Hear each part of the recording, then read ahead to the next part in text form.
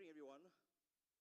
It's good to see you all tonight. I think we're all set for live stream. We're all good? All right. Very warm welcome to you all. Also, those that are on live stream, we welcome you tonight. And I must thank you for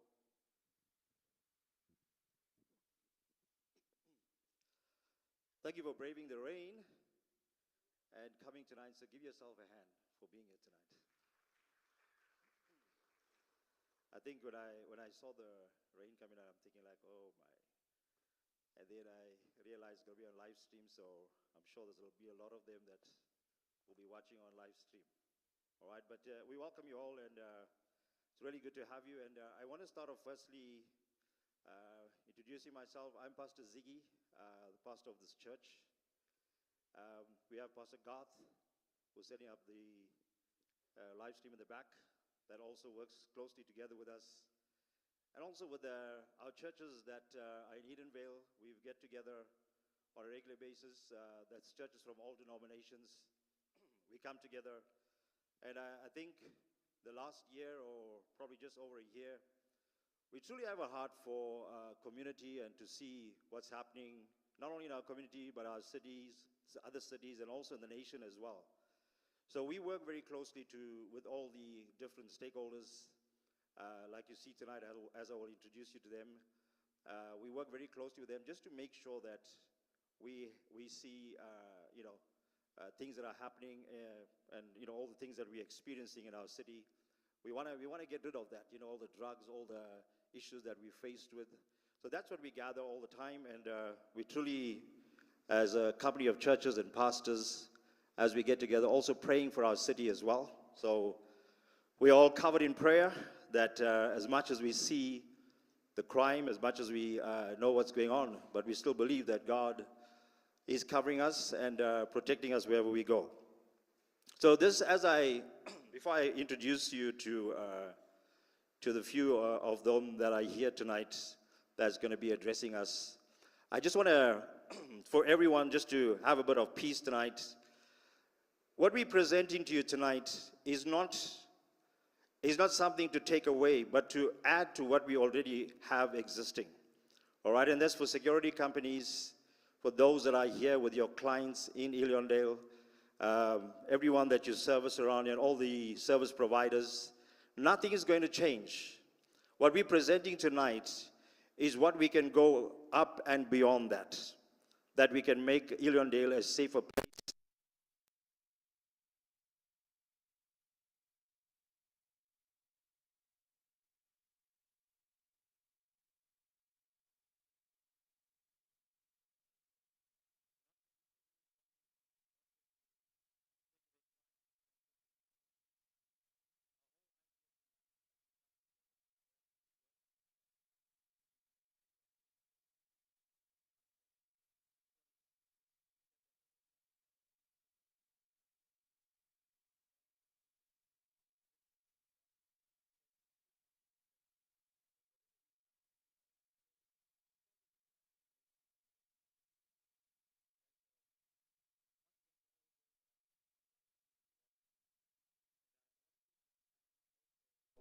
Just to introduce the few of them that are here tonight, and as I call you out, if you just stand, that you can greet or just wave to the crowd. Firstly, Colonel Chetty from SAPS is here with us tonight. Thank you, sir, for making the time to be with us, and you'll be able to answer some questions as well if you have tonight, that it can bring some clarity to whatever you have. So this time also is not for us to just present, but also to interact, okay? So we'll interact and we'll get whatever you have that is laying on your heart, or whatever you want to share or ask questions, you will have that opportunity to do that, okay? And then secondly, we have Heather Hart, DA Counselor, with us tonight. Okay, thank you, ma'am, for being with us, taking the time out. And then Fiona from CPF, she's here. Cheryl is away overseas, so she's representing the CPF. And then also Lisa from Essential Invel, that's here. All right. All right. These are the ones, and also security companies. We got Kevin here from Mamba, Gary from SOS, Ryan's from Ionite, and is it Damien? Okay, Damien from, what was the company again? Okay. All right, so they also as well. And then us as pastors, myself, Garth, and I don't know if there's any other pastors here tonight, but we are also to come and just to be part of what's happening. Just to kick off, one of the things that we need to really understand, crime is everywhere. And if we think that we're going to get it out completely, it's going to be very far-fetched. And crime is not only in our country, but it's in the entire world. In the entire world, we find crime. Unfortunately, in South Africa, it is more on the news than anything else, you know. But in every country, there is problems, there is crime, there is cable theft. Cable theft is one of the biggest things in the entire world. The latest one being Germany. The Germany railway system has been, you know, the cables. But you don't hear about that, all right? Until I mentioned to you, I don't know whether you heard about it. Okay, so you didn't know, but Google it. Mr. Google is good. Okay, so just Google it and you'll see. Cable theft is on a rise and it's happening throughout the world. But because we're in South Africa, it's more exposed than anything else. Okay, but, you know, for all those that I've just introduced to you now, and even us as pastors, you know, we go up and beyond where we have to be, the call of duty. You know, we were having breakfast the other day, and Heather and I think Fiona, if she was here at that time, Kevin was there. And we were speaking about, even though we have all the cursings, the swearings, you know, the attacks from communities, whatever. But every morning they rise to make wherever areas they're responsible for better. You know, I asked Heather, do you not sleep? At 4:15 in the morning, Heather would send messages about water problems and all these issues. Am I right? Can we verify that? Okay. So, if there's one thing that they said to us, they said, you know, even though we go through all what we go through, but they wake up every morning because of you. Because of you, so that they can make our lives better, they can make the city better, they can make whatever we are experiencing around not be there. You know, I'm talking about the evil, whatever we are experiencing. They want to eradicate that. So when they rise in the morning, they rise because of you. We rise because of you, that we can make this place a better place. Okay, so I want to really thank you all. Firstly, all the security companies, CPF. They are a voluntary, all those that are on CPF are on a voluntary basis. They don't get paid for it. And they put their time in just to take care of us around, you know, in the different areas of Illiondale. So we want to take our hat off for you, for all the security companies, for, you know, putting your time in and really keeping us safe. You know, when we sleep at night, we know you guys are out there, you know, protecting, you know, throughout. It's 24/7. And we want to take this time just to thank you all for really, you know, putting that effort and really keeping us safe. It's not easy. It's a daunting task, but you go out and you do it. So let's give everyone, all the service providers, everyone that's here, a real good round of applause. Okay, so I want to call up first, before we get into the presentation, okay, the program is up there, okay? I've done the welcome. Everyone's welcome, okay? Interviews of different sectors, okay. I just want to call up, firstly, Colonel Chetty, just to address us, just to greet you, and maybe just share what he has on his heart to share with us. And then later on, when we do have questions, he can also come up as well. Okay, welcome him as he comes.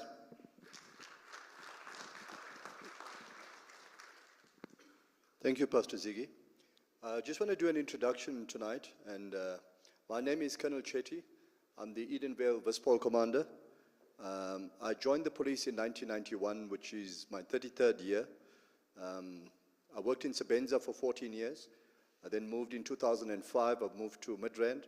I've been operational commander there for 14 years, and then 4 years to Ivory Park, also did the same thing, operational commander, and then I moved. I'm quite new to the area of Illiondale. I'm there for 5 months, and I'm now the current Vispol commander, and the second in charge there, the station commander. If she's not available, then I'll be the acting station commander. I'm quite passionate about policing. I'm quite passionate about partnership policing, as well as community policing. It's in my blood. There's no other job you can give me. As the pastor said, I do wake up in the mornings trying to see who I can help for the day. And my drive or my job satisfaction is that, can I help somebody before I go home? And that's what drives me, not the pay. The pay is not good, the salary is not good, but I'm there to help and assist. I've been an operational commander, and I'm more into that field. For the 33 years that I've been in the police, 20 years of my life I've been an operational commander. So I like being on the street, I like operating outside. As I said, partnership policing, I work with the police, but I like to work with the other partners that we have sitting around us this evening. The community, more especially the CPFs, I like working with them, the other law enforcement agencies, the security companies, reservists, that kind of thing. I like working with them. I was just giving Kevin from Mamba, I was just giving him an idea. If you have 5 good policemen at Illiondale Police Station, you get 5 Mamba guys, 5 SOS guys, 5 Ironite guys, etc. You got a number of 20 already. So that is who we're going to work with, the guys that want to work. When I was introduced to Illiondale Police Station, and I think you'll attest to that, it's not the best of the police stations, right? They've got their politics like any other company, like any other police station, and we need to clean the police station up first. We need to clean our act up first. I must be honest. I think some of you can attest to that. You listen to Facebook, newspapers, whatever it is, you get your messages that Illiondale is not the best. Some of the things that come up is unprofessional treatment, corruption, etc., etc. So it is there, but we've got that handful of people that I want to identify, and I want to work with them, and I want to make a difference. I'm not here to discuss our politics, but I just want to mention that it is there. We are having our own challenges. Vehicles is a challenge, resources, they're challenges. Therefore, I've got this thing that I'm an operational commander. I love partnership policing, and you guys out there can assist us. Even the community. You don't have to be always operational and always be on the road. You can be our ears and eyes. You can tell us what's going on. Give us the tip-offs. We like to recruit more reservists. We need more reservists at Illiondale Police Station. We'd like to get informers. We'd like to recruit informers. Just giving us information on what we can do. We will try our best. And I always say this, we're not perfect. We'll try our best to get to you and be professional. The other thing that we need to give to you is a service. And I believe our charge of is not the best. I'm the first to admit there's a lot of problems, but we're going to get there. Like I said, I'm 5 months there. I think we have made some improvements. There has been a little bit of a change. You might not see it. There is some change, and we're getting to be better. Crime-wise, we divided into a few sectors, but the sectors that we want to talk about is the avenues. It's giving us a huge problem in Illiondale area. You all know about the vagrants or the, what do they call them, homeless or the displaced, whatever names you want to use. They are there at the avenues. It's giving, there's house robberies, there's carjackings, every sort of crime that you can think of. It's happening in the avenues. Your second most contributing is unfortunately the Illiondale area, and I believe this is the Illiondale residents that's sitting here. So it's escalating, it's coming towards you, and the crime is there. Some of the crimes that we've witnessed already is carjackings, house robberies, and a few other minor incidences of crime. We have to take it seriously. So therefore, by you guys sitting here, I appreciate it, that you've come together and you said enough is enough. We need to put our heads together and we need to prevent crime in the Illiondale area. One might say it's not too high. It's not, to the bigger scheme of things, Illiondale is just a drop in the ocean with regards to crime. There's not much crime there, but we rather nip it in the bud as we can see it. When I drive around Illiondale, I've witnessed a few things, I've seen a few things. one of the things that stick out immediately is that, let's ask, where are the suspects coming from? One would immediately say that they're coming from the veld behind, or there's something behind Illiondale. What's it? Cecil Lorette Street. There's something behind there, and the suspects are coming from there. I don't know if it's a vacant land or there's something there. I said, okay, we need to clean up there. We need to have a look. Then the other half would say, there's all the main roads. If you come out of, Laurie Road? Come out of Laurie Road, you go into the P91, you can either go left, or Modderfontein Road, you call it. You go left to Alex, and you go right to Tembisa. So some might say there's escape routes there. But the thing that I've noticed is that when I look very carefully, especially on Cecil Lorette, I think your suspects are coming from within you, in your very street. I don't know if some of you have picked that up. I've attended a few crime scenes. When I was a duty officer, you attend all the serious crime scenes. And I've seen that you yourself don't know who you're living with. You yourself don't know who's in your backyard. You yourself employ anybody that you feel like you want to employ. When I asked the lady, I went to a house robbery once, and I asked the lady, who's 1, 2, 3, and she couldn't tell me. It's a friend of a friend of a friend that is fixing up whatever they need to fix up in the yard, or busy with the garden service. You don't profile your people, but you allow them to come into your property. And what do they do? They scout your house. Never mind your area. They scout. They see you're a woman alone, you've got 2 kids, etc., etc., etc. Different houses, different circumstances. So on that specific street, sorry I'm picking on Cecil Lorette because we had the most crimes reported on Cecil Lorette. That's why I'm concerned on that street. All right? On that street, I took a drive the one day, and I asked certain questions to certain people, and I think I asked on the group. Those that's on the group, I'm also on that Illiondale or Cecil Lorette group. And I've asked, and you can't tell me who stays on your property. It's a concern to me. You can't give me their IDs. You can't give me their cell phone numbers, their names. Simple questions I'm asking you. So, you don't have to look too far. Your gardener, I'm just giving you an example, might be an innocent character, but who he talks to, and he tells them certain things, and it reaches these other places. And the unfortunate part is, most of our suspects are also coming from Alex. And I don't want to just pick on Alex. But when you find a recovered car, etc., some of the security companies, they will tell you, I'm calling a spade a spade. They're coming from Alex. We find the cars there at a specific spot sometimes. So this news that you give your domestic worker, your gardener, whoever it might be that's on the property, it reaches that area. And when they go to the pubs there, and when they sit and they talk and discuss, etc., they're picking up on certain information. And then, not even your gardener is going to know. They're going to hit the gardener and hit that house, because he's given all the information. The times that you come in, go out, etc., what's on the property, what's of value. There was one house they went in, and they wanted to take the TV. Well, they took the TV, and they wanted a screwdriver to unplug that TV, whatever you call it. They went specifically to that drawer and took the screwdriver out. How would you know where the screwdriver is? Come on. It's things like that, information. So I'm calling it inside jobs, in other words. A lot of these crimes are inside jobs.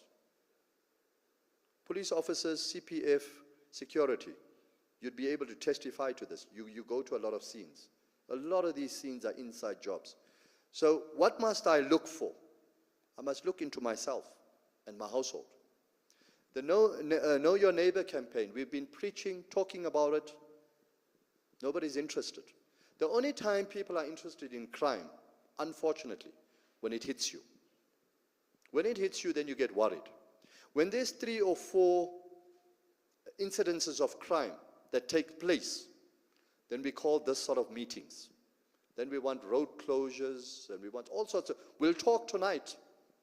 But if the road closure is going to happen, maybe 6 years from now, 5 years from now, I'm calling a spade a spade. That's what we see. That's what we see. You can tell me. When you're giving your presentations from the residents, I'm hoping somebody will speak and give us. there's people that's living long in Illiondale. You're probably trying the road closure for years and years and years. And it's just not happening. I understand the financial constraints, etc., etc. But you need to secure your own home. There's a lot of people that's going to ask me tonight, and I'm not going to answer you.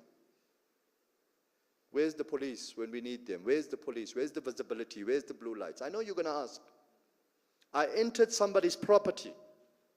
One day I drove past, and the guy says to me, you know, we never see you guys. We never ever see the police. And when I described his backyard, he was shocked. I says, I chased a suspect over this wall. Do you have this and this and this at the back? He says, yes.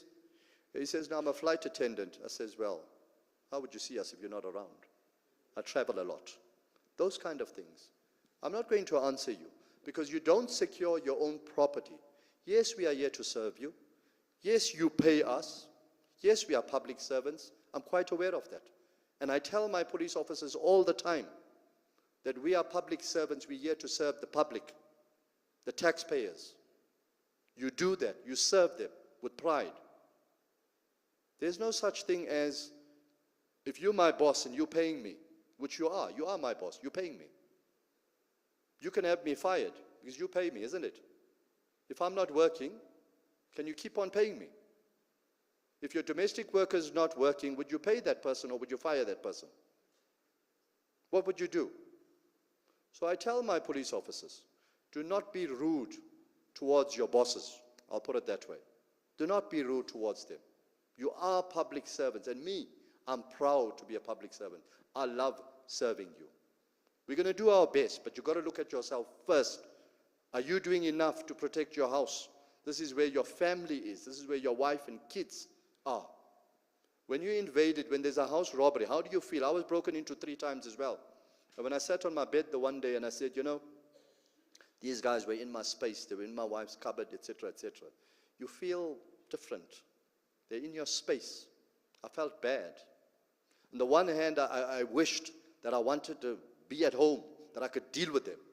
But thank God, I was not at home. Because things could have turned out different, isn't it? Especially with the wife and kids. So, yeah, look at yourselves, look at your security. See if you've got enough security at your home. Invest in that. We see a lot of the guys at the pubs, here, there, everywhere. You've got money, but you need to invest in your property. Whether it's cameras, whether it's beams, whether it's fencing. You know what happened with my 3 house breakings? So when they broke in the first time, I said, where did you get in? And I decided to do something about that. The second time they broke in, I said, I need to build this wall higher and put fencing around it. Then I put cameras in the front, and I've got cameras all over the house. But I looked at all the loopholes, and I said for the 4th time, break in again. I want to see where you break in, so I can fix that part. You got to look at it that way. Very, very practical part. So look at your security, and then look for improvements from your service providers, your security service providers, which is a bonus. The police that will patrol there, that's a bonus. Because remember the resources that we have. I cannot post a policeman on every street. It's impossible. How do I take 2 police vehicles that's allocated to Illiondale? How do I post them in the entire Illiondale? Never mind your streets. How do I post it? The only way I could do it is by the guys that's sitting around here, using their resources, partnering with them, using cluster operations, neighboring stations, etc., etc., etc. So that's how I police, and that's the best way I know on how to police, and obviously yourselves, with you partnering with us. So, ladies and gentlemen, I want to say thank you very much to all of you that's interested and took the time off, even in the weather, to come here and assist us with the prevention or the fight against crime. Thank you. Thanks, sir.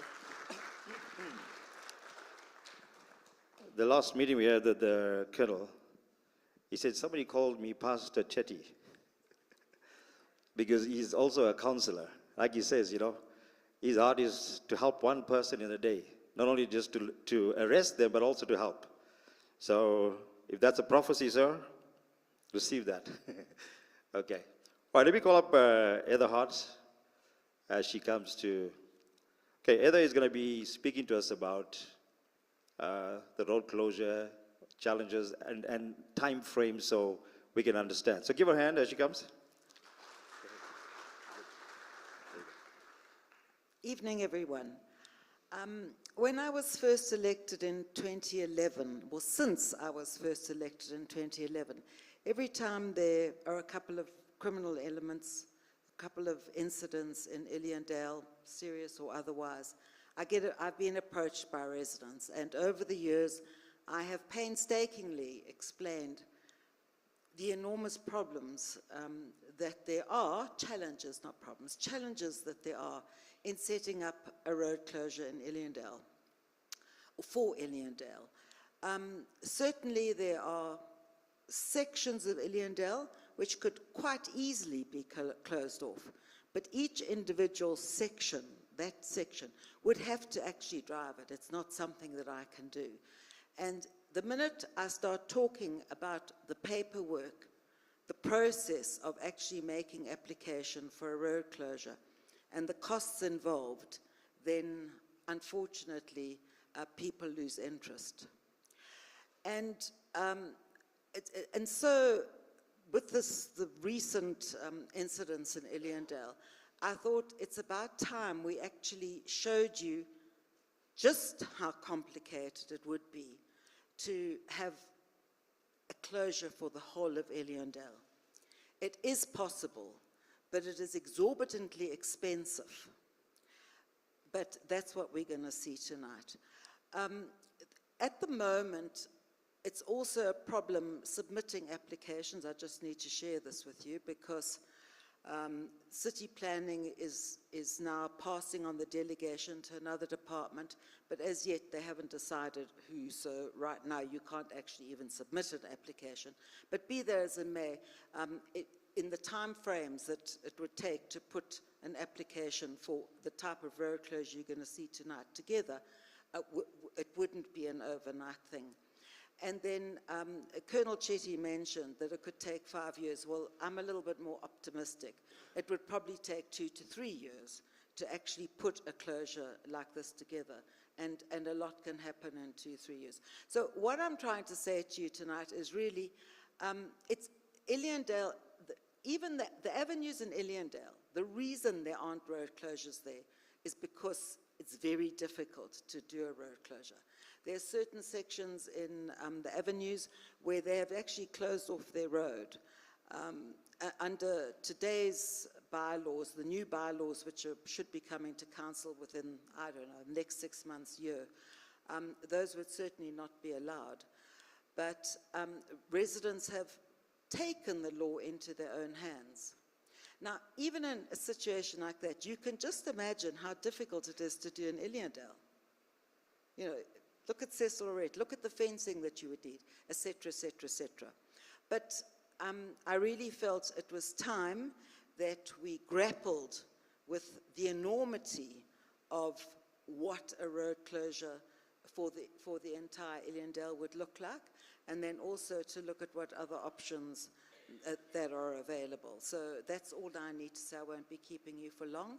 And I think you will find what is going to be presented this evening very interesting. And I have to thank Mamba for actually taking the trouble, because it wasn't an easy exercise to actually, you know, to do all the groundwork so that we have this presentation this evening.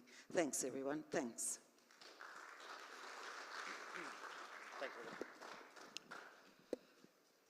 Okay, we're just going to get into the purpose of the meeting. Pastor Garth is with the Impact Church on Curran Road. When we spoke about road closure, he was like, yay, let it happen, you know, because he stays opposite on Curran Road. So as he comes, just to introduce Kevin, just to do the presentation as well. Thanks, Ziggy. Firstly, I will start looking for Ziggy because he gave away my addresses. So please don't come look for me because I'll be running away soon. No, I'm joking. But when we got into this idea, we were saying let's look at how we can keep Illiondale safe. And I think Ziggy and I, as community leaders, we're saying we want to see our community safe. We want to see it the safest area where we as a community can get together. We can put our heads down at night and know that not only are we safe, but our family is safe. I've got a small family. I've got 2 kids, 5 and 6 years of age. And my number one responsibility is to make sure that I place them in an environment where they are safe. I'm not worried about myself, I'm worried about those two little girls, and I will do anything in my power to make sure that they are safe. And I'm pretty sure that most parents here would agree with me that that is our responsibility. But one of the things that I do want to ask us in the purpose of tonight's meeting, tonight is not a meeting where we're going to ransack one another and fight against one another, because this is a community where we need to fight together. If we want to see a difference happen in our community, we need to put our personal feelings aside and say, how can we as a community come together and fight for the safety of our community? Yes, it has been mentioned that Mamba is going to be putting a proposal together. But in the end of all of this, we need to look at what is better for our community, that we can work together as different entities to make our community the safest place possible. And then at the end, when we get into questions and answers, I'm going to ask us to keep the questions and answers relevant to the topic at hand, and that is our road closures. You're going to hear different ideas, different suggestions, and we want to keep the area that we have in Illiondale the safest place that we can live together in harmony. Yes, it's going to mean that we're going to have financial contributions. It's going to mean some sacrifices that we're going to need to make. But in the end, our heart as community leaders, as business sectors, is to want to see the environment that we find ourselves in to be the safest place possible. That the petty theft, the crime that is on the increase, that we can start seeing it coming down, as we've seen in many of the other areas that have taken the opportunity to look at the road closures. So as we invite Kevin up onto stage and give him an opportunity to present what they have looked at, and it's taken a lot of hard work. So on behalf of all of us, Kevin, thank you to you and your team for putting this all together. And as he comes up, we can give him a round of applause. The second thing that I'm also going to ask is everyone watching on live stream, I can see that a lot of you are giving your comments and sharing out there. I'm going to ask us to keep our comments, please, respectful, and that we really leave our live streaming to a place where we're sharing our suggestions. I will have a look at the questions that are being shared, and I will, on your behalf, share those questions if they are relevant to the topic at hand. So when we get to that point, you're more than welcome on our live chat to put in your questions out there, and then I will, on your behalf, share them here in this committee meeting. Bless you. Thank you, Garth. Good evening, everybody. For those of you that I've met before, it was good to see you again. Some of you I haven't seen for many years. I am a resident of Illiondale. I've been here for 23 years. And I was involved in the committee in there trying to put the road closure together. I think it was 2001, 2002. And unfortunately, after about a year and a half's work, we then we set up a gazebo and that on the pavement, and we said, right, people come around, sign the debit orders and that there to start contributing to the upfront payment. Once that upfront payment of 4,000 Rand at the time had been paid, we would then hopefully be in a position to implement the fencing and the guards and all of that type of thing, and then we could proceed in that there with a 400 Rand a month. After a year and a half, between a year and a half and 2 years worth of work for that committee, we had 11 people that came out and signed debit orders. Put that in perspective, there's about 600 houses in Illiondale. 11 people came out and signed the debit orders, and of those 11, 6 of them were committee members. So unfortunately, there was, fortunately, when we first started the process, Heather mentioned the paperwork and that goes into it is excessive. One of the first documents we need to get completed is for people to say, yes, we're actually interested in investigating this road closure, and everybody, we've got to approach every single house in the area. Everybody puts down their comments, and you need more than 60, I think it's 67%, that says, yes, we're interested in the road closure. That's all good and well. Everybody says they want it. Then you go back a second time and you start asking for crime stats. You put together more reports. That's all going to form part of your application. Then a couple of people, don't justify it because, or don't fill in the documentation. You have to justify to council that your crime is of such a condition that you need a road closure. You also then have to look at what have you tried in the past. Have you tried neighborhood watches? Did they work? Did they fail? And why did they fail? So there's a whole process in that there that you need to go to. But when we got to the point of saying, right, let's start contributing rands and cents, 11 people out of 600 signed up. Now, I don't know if, there's actually, quite a decent crowd here this evening. which on the one hand might be because crime is, everybody's concerned about crime, which is, a bad thing. But it might also just be that there's a nice level of interest for having a close look at the road closure and that again. So once again, thanks for being here. If I could just have the next slide there, please. Could you zoom in on that one? That's crime stats and that there from the SAPS website. Okay, well, it says the 244, it was in the 21-22 period, 244 incidents of robbery with aggravating circumstances, 54 carjackings. That is around about, I think it's, my maths remember, it works out correctly, it's about 18-19% up on what it was 10 years ago on the carjackings. I think us as residents and that, you're probably most concerned about being hijacked or being robbed in your house, where you guys are home or your families or loved ones are at home and people enter your house. Those are the two probably that people are most concerned about. And unfortunately, those are two that have gone up. So the hijackings, I think, were around about 18%, and I think your household robberies were about 30-odd%. That has gone up over the last 10 years, if you compare it to the stats in that of 2011, 2012. There we go. Carjackings, 42%. I mean, okay, sorry, I think it was 10% against last year. 42% over the last 10 years. Now that's a scary statistic. So if you go onto the next slide, please.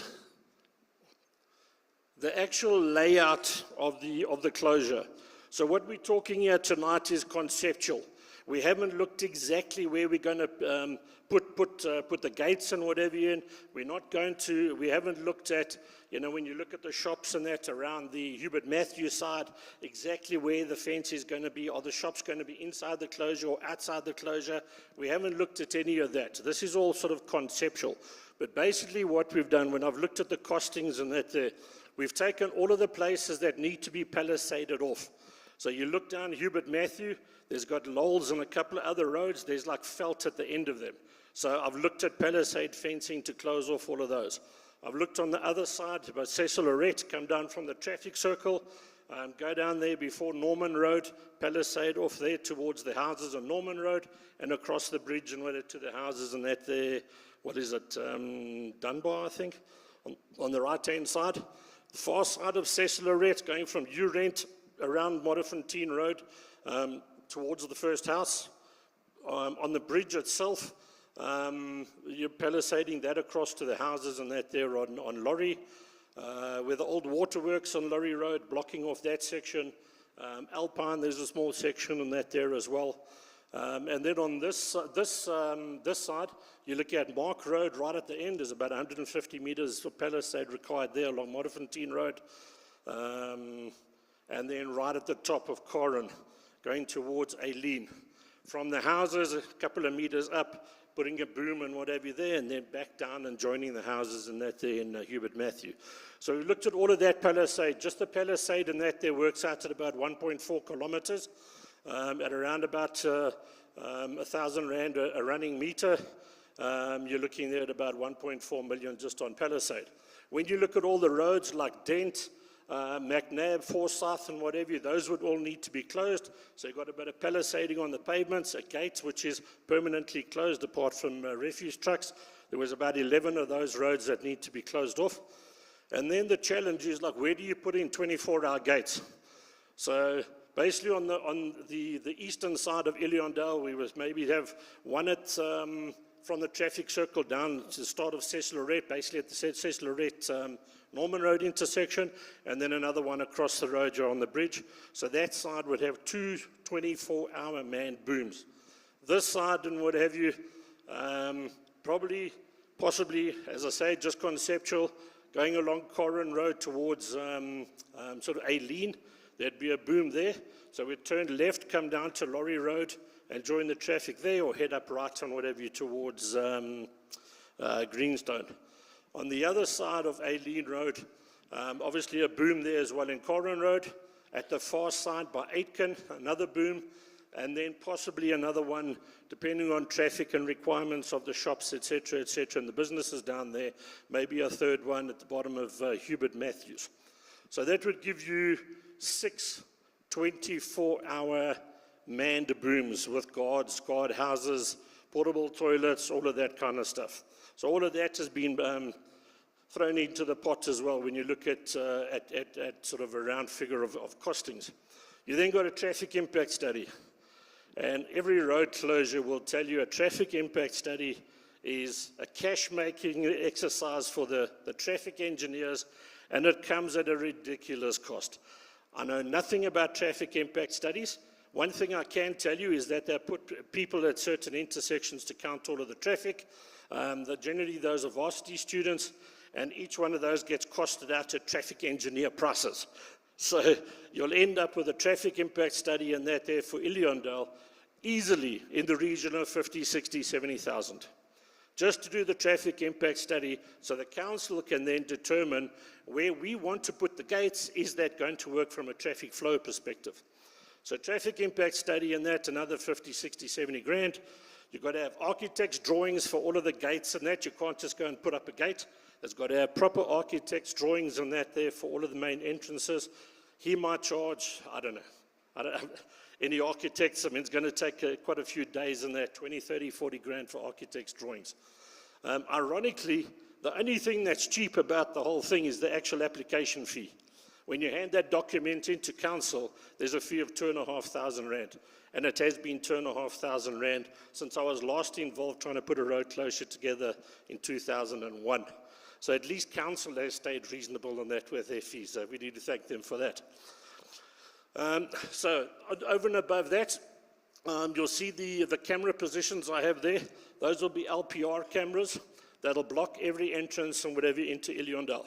So whether it's a vehicle traveling straight down Lorry Road and going out again at Modderfontein, or whether he's coming in Corin, Cecil Lorette or whatever, a vehicle won't be able to move through Illiondale without that number plate being read by an LPR camera and being scanned through the national database of sought-after vehicles. That's become extremely important over the last couple of years. We've got, we use a system called Sniper. We've got about 54 cameras and handheld scanners on that of our own. But then you get organizations like Vumacam. Vumacam at the moment, and that they started off this year at about 400 cameras in Ekurhuleni. At the moment, they're sitting at about 600, and they reckon by the end of the year, they're going to have 1,000. We've signed up with them to get the readings and that on all of those cameras, which costs a fortune every month. But it makes a huge difference. If you like running those number plates and that through that system, we're often making arrests where the guys have got this shocked look on their face, like, how did you know I was here? Which is exactly what we want to do. We want to identify these guys when they come into the area and before they can actually cause trouble at anybody's houses. So those have been extremely successful for us. On average, we'll make an arrest via LPR cameras. We'll make an arrest every 1.5 to 2 days,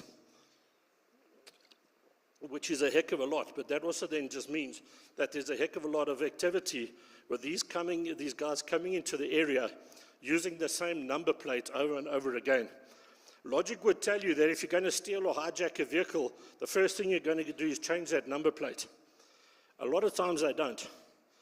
We had a City Golf, I don't know, maybe 10, 12 years ago, was stolen in the avenues. A blue City Golf with a red line down the side of it. Can't remember the number plate. They came back about 6 or 7 times in that into the area and committed a crime with exactly the same vehicle, exactly the same number plate. So these guys often come back and that they're exactly the same number plate. Yes, we do stop guys on the police, so their roadblocks stop guys where they've got 2 or 3 sets of number plates in the boot. But to a large degree in that the guys come back and commit multiple crimes with that same number plate. So the cameras in that, they are extremely efficient in identifying those undesirables in the area before they actually get to commit crime. So the costings that I put together included those 5 camera positions. If we could then go on to the next slide, please. Right, all of that together, we end up with a figure of around about 2.4 million. You look at 600 houses or thereabouts in Illiondale. If everybody, 100% of people contributed and what have you, you would then probably end up around about 4,000 Rand per household, which is exactly the figure that we had in 2001 when I stood up at the Impact Church and presented it. And I told everybody then, I said, guys, if we don't make this road closure happen now, when you look at the cost of steel, et cetera, it's not going to happen. Now, it's also not going to happen that you're going to get 100% of people contributing. Based on our last experience of getting 11 people out of 600 to come and sign debit orders, I think you're even being pretty optimistic when I look at 50% that I've got up on the board. 300 houses paying 8,000 Rand each to contribute towards that 2.4 million. Now, the economy, is what it is. There are people in that there that can dig deep, and for the sake of the safety and security of their families, and that can come up with the 8,000 or make a plan and pay it off.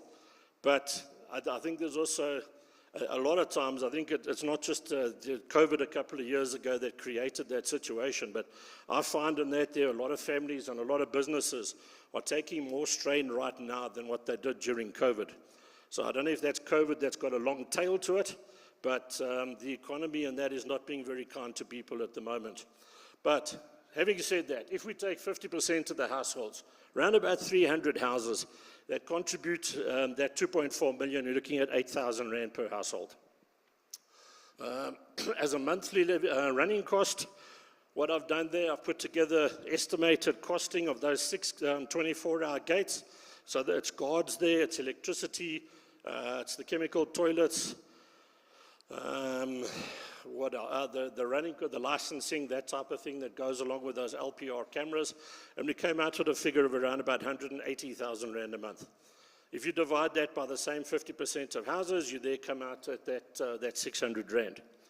So every household, 50% of the households, would be in for 8,000 Rand up front and around about 600 Rand per month. That would probably be on the upper end of road closures or the costs related to road closures. If you look at the Illiondale area, the vast majority are probably between 450 and 550. I know one that's gone up to 575 recently. So 600 Rand would be on the upper end.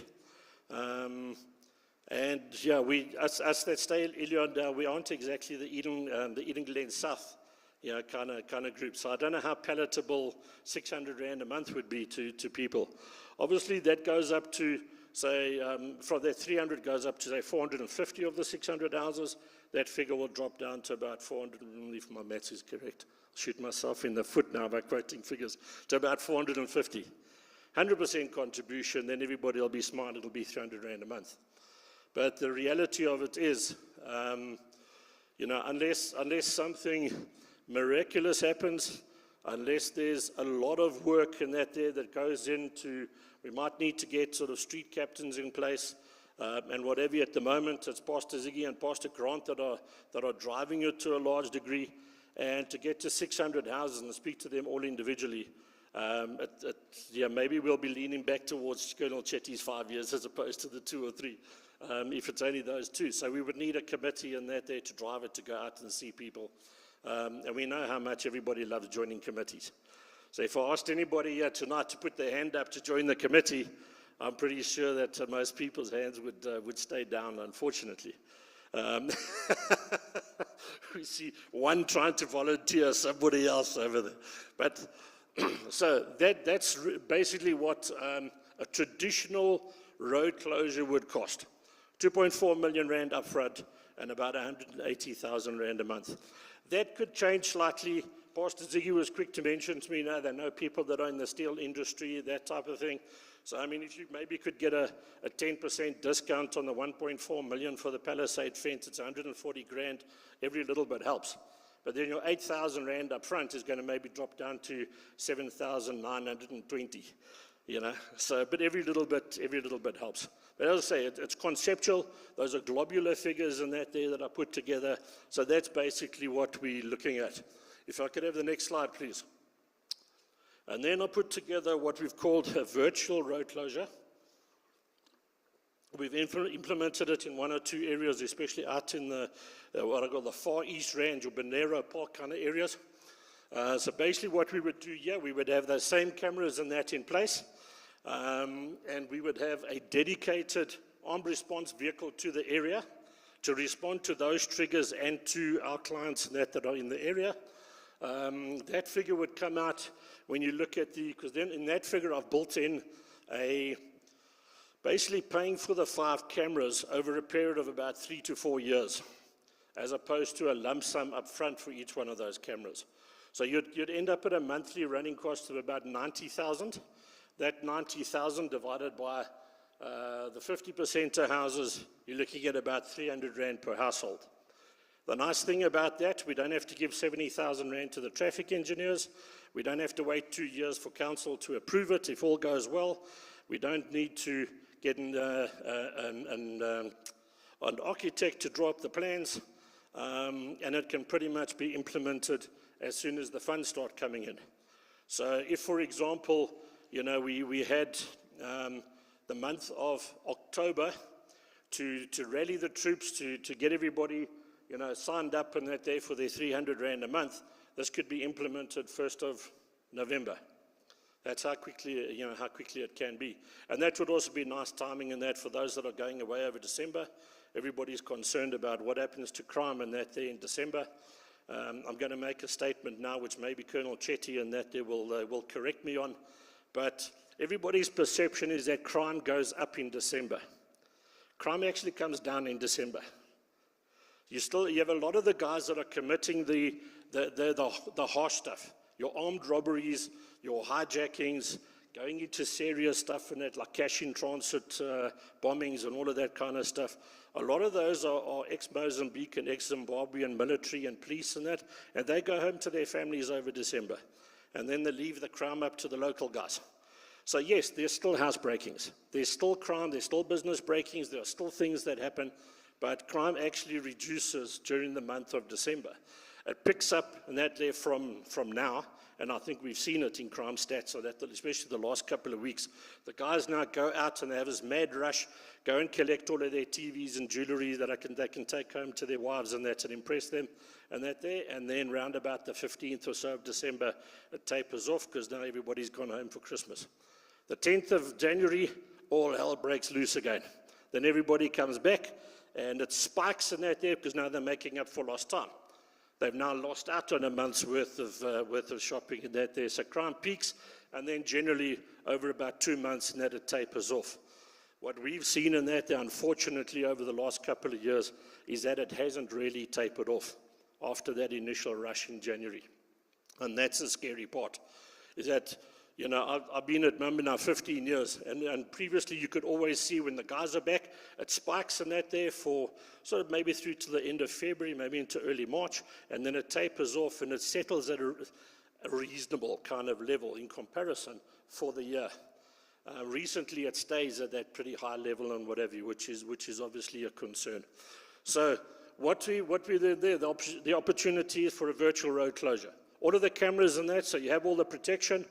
Generally speaking, it's the nasty guys that are coming in cars. The guy that's going to steal your cell phone through your open bedroom window, or the guy that's going to take your gate motor, your washing off the line, they don't drive into the area. As Colonel Chetty said, those are living amongst us. And even in the road closures, we do the security at about 14 road closures at the moment, and all of those road closures, the crime stats or our crime stats in that show, that you're 93 to 95% are better off staying inside a road closure as far as crime is concerned. But do they still have crime within road closures? Absolutely. And most of the time, it's a cell phone through the window, it's a gate motor. See, the gate motor guys and whatever are busy in that again at the moment. I don't know if there's a big demand for refurbished gate motors just before Christmas. People want to spoil themselves. I've never got a gate motor for Christmas, but it seems to be pretty popular at the moment. But generally the guys in that, your armed robbers and your hijackers and whatever generally speaking, they're the ones that are coming in vehicles. And those are the ones that are making life exceptionally unpleasant for us, and those are the ones that we want to apprehend in that there before they actually get to everybody's houses. So the virtual road closure and that there is now sort of option number 2. all of the expense, the time, and whatever that goes with a traditional road closure versus a virtual road closure, which at the end of the day is a lot cheaper, and you can still get a lot of successes from it. Next slide, please. These are two examples. They're probably too small for you to read. We started a virtual road closure probably about a year and a half ago in Bonero Park, just the other side of the airport. And those are two successes in that there that we specifically got from the LPR cameras that are installed in that area. The one on the right on that there, I think, was guys that were wanted for armed robbery.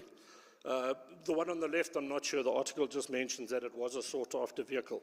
But those are two, they don't have any palisade fences, they don't have guards, they don't have any boomed entrances or anything like that.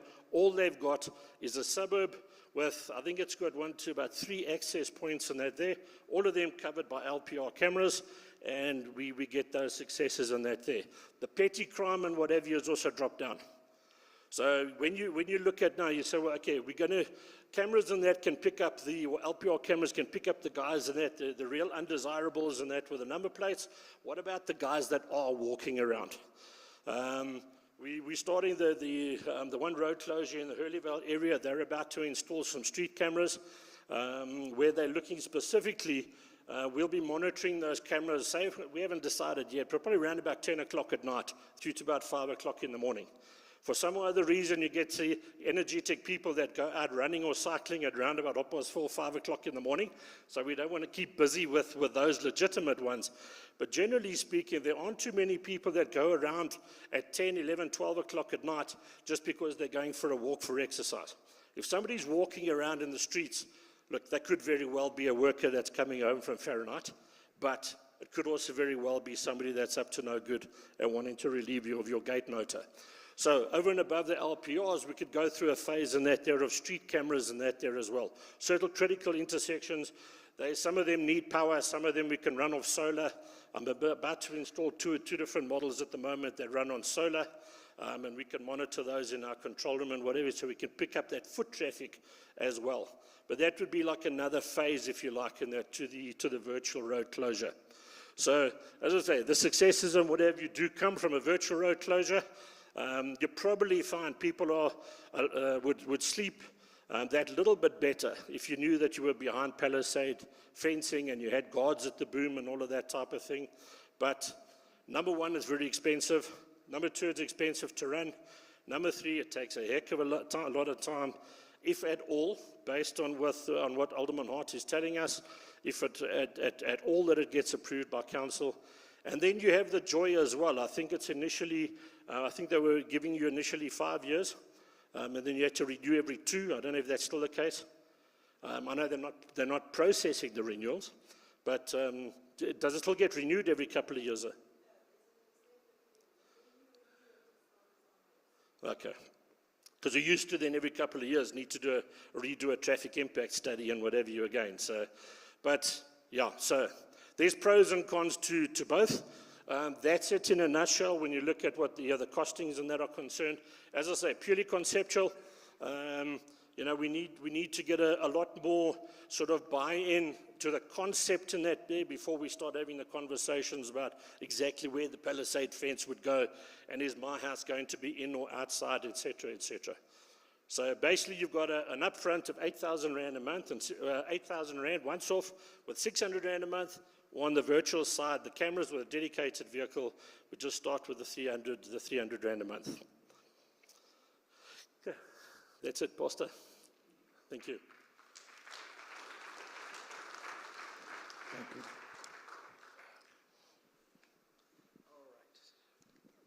Thanks, Kevin. All right, let's take some questions first, and then we can conclude. You know, like Kevin says, that 300 Rand that you only have 50%. If we have 100% contribution, that'll drop down to 150 Rand a month. So it all depends on, the contribution. And I think it's obviously unfair as well, where you have 50% of them paying for that and getting the benefit and not, the other 50% that are also getting the benefits of, besides the road closure, maybe just the virtual, and are getting that free of charge. So you're going to look at all that, basically, in terms of making a decision of how we go forward. Another thing also, if we can have some generous businessmen that will pay off the cameras. All right, let's say going once, going twice. Okay, should we take up our offering? We can get for the cameras. I'm just kidding. But, if we have that, okay, we with the CPF, if you've seen a camera out here, just outside the church, we have put that, I don't know how many years ago, I think it was a couple of years ago that we put the camera in there. And that's been a great blessing as well, because when the criminals or hijackers or whoever gets down, that's the way that they go, right straight into Tembisa. So that's helped a lot as well. So if we have, you see, it's all about us getting involved, all of us coming together and seeing how we can overcome this. Okay, in whichever way, even if it's just one camera or two cameras that are being sponsored and just paying for two, it's going to reduce the payment. And like Kevin says, with the road closure, it's going to mean 8,000 rand up front. It's going to mean about 2 or 3 years, through all the process and getting the applications put through and whatever. So that's a long process. But the virtual one is immediate, as in November, that it can be done at a designated vehicle. Now, I know with those that I hear from Cecil Oret, that's a big problem, especially with the open felt in the back. If you close up the front, there's still gain entrance at the back. So how do we overcome that? And then also we got to consider as well, if we do put the booms in there and whatever we need to put in there, it's going to mean lesser houses. Contribution might be a bit more. So those are kind of things that we need to really, really consider. But I think going the virtual route and where we have the vehicle here that's designated full-time, that's, am I right, 24/7? That's Monday to Sunday, 24 hours. You got a designated vehicle that will roam the area and make sure that if there's any incidents, within a couple seconds, minutes, the guys are there. Okay, so we thank God for all the security companies that are here, that really act so quickly. I mean, we had an incident, I'm sure you all know, 2 doors away from here. One of the gentlemen that has been shot, 5 guys that entered into the yard and shot the gentleman twice, on both his legs. He's doing okay, but it's a lot of damage that is caused in his legs. It's going to take a long time for him to recover. But that's the incident that we had recently. And I, thank the security companies, SOS, Gary, they were on the scene there, and Mamba, Ionide, and, the other companies that were there, ambulance and whatever. And I want to say to the community as well, thank you so much for keeping an eye for each other. We follow on the chat groups and we see how, someone's gate is opened, it's on there, and, and that's great because we are all working together to make sure that, everyone is safe. Okay, so let me just shut up for a while and let me give you an opportunity to ask any questions. There's mics around there. Okay, any questions? So Ziggy, Yeah. I just want to address the one that's just caused a bit of a thing on the live streaming. They're asking what would be the possibility of doing incremental road closures. So they're asking what would be the possibility of doing it in phases. It's one of the main topics that's just been going on the online chat. So is that possible? Is it not possible? And if it is possible, what is the implication if it's not possible for the reason for that? That'll happen probably the same process of the applications. Am I right, Heather? Even if it's a part closure, it's going to still go through the same process of applications and waiting, and also, the survey. What do you call that, Kevin? The traffic impact study. That still will have to be done. So it's still going to mean the same thing. So whether it's a partial closure or a complete closure, process is going to be the same. I don't think there's going to be any difference with that. So time frames might be the same. All the studies that has to be done, everything is going to be the same.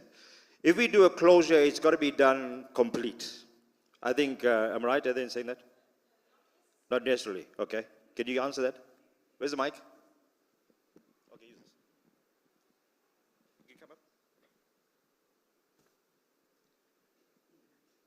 I say theoretically, you could actually do it. But then you would have, for example, you could put a boom on Karen Road, north of Aileen, right? You could close off the roads that abut Laurie Road, the 5 or 6 of them. And you could have your boom at Karen Road. That, you'd put fencing along the P91. That one you could certainly do. But I think when we just looked at the costing, there weren't enough residents who were interested in contributing either to the capital or to the monthly expenditure. To run a boom, you're looking at 35 to 40,000 rand a month. That's all, the insurance, the security, the huts, the coffee, tea, the toilets, and all the rest of it. But theoretically, you could. So you could apply for that one. You can imagine the one on that side of the road would be exorbitantly expensive because of the fencing. So that would be almost impossible. But it could be done with money. And then it would be very difficult to do from Aileen Road upwards. And Aileen Road, I don't know how we would get it closed.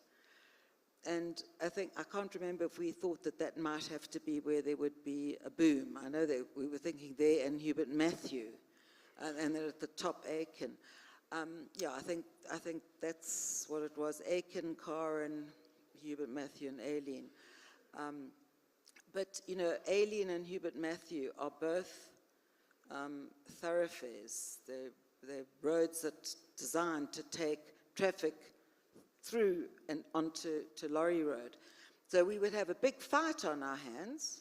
I mean, I love fighting, and especially for justice, and for residents to be able to protect themselves when you can't protect me. It makes for a very strong case.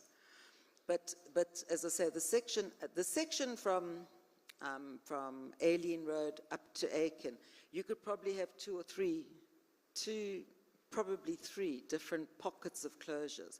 So you could theoretically do it that way, and then each area would have to pay for their capital expenditure and their monthly running costs. Whereas it would actually be cheaper if you did the whole thing at once. But I don't want the application process to frighten you, because I will be there and I'll be helping you. And at the moment, I've just been instrumental in doing the new draft bylaws. They dot every I and cross every T, but they're not difficult. There's just certain things that you just got to comply with. But it's an A, B, C, D, E, F, G. It's not complicated, but it's just time consuming to get all the information together. The thing that takes the longest time is, in fact, getting I think we now need 70% of the residents in the area to sign that they approve, that they want the closure. And then, as I say, so you have that 70%, but then you've got to get your 50% who are actually going to sign on the dotted line with debit orders or whatever. Okay. I think I've answered. There's a question in the back there. Can we get a question there? Sorry, I just wanted to know, the road that goes up to Green Valley, that has always been closed off, and now it's open. Can we not close that off again? Wouldn't we love to? Because Wouldn't where we are you love going to? to put the booms in? You're going to put one at the bottom of Aileen and Laurie, and you're going to put another one there. I'm not quite understanding, sorry. But you're quite right. How would we monitor the traffic coming in there? It's a point. We did cover that. I can't quite remember how we covered that, Kevin. Kevin, here's a. To do a boom there going up to, from Corin Road going up to Green Valley, and then another one down at Aileen and Lorry Road. However, if you look at the amount of traffic that's going down that road, I think it's highly unlikely that the traffic engineers and council are going to allow us to close off that section of Aileen Road. It's the same as we could never get a closure closing off Lorry Road. There's different categories of road. There's certain categories that you can't block off. So Lorry is like too much of a main road because the volumes of traffic. And my gut feel is that Aileen, that stretch of Aileen, is going to be a similar situation. So then you end up in a situation where you've got one either side of Aileen in Corin, as opposed to where that gate used to be closed, going up to Green Valley before the road was extended through. So our history in the conversation I had with the pastors and with Heather, based on past experience, our gut feel is that a council wouldn't approve that one. But we did consider it, yeah.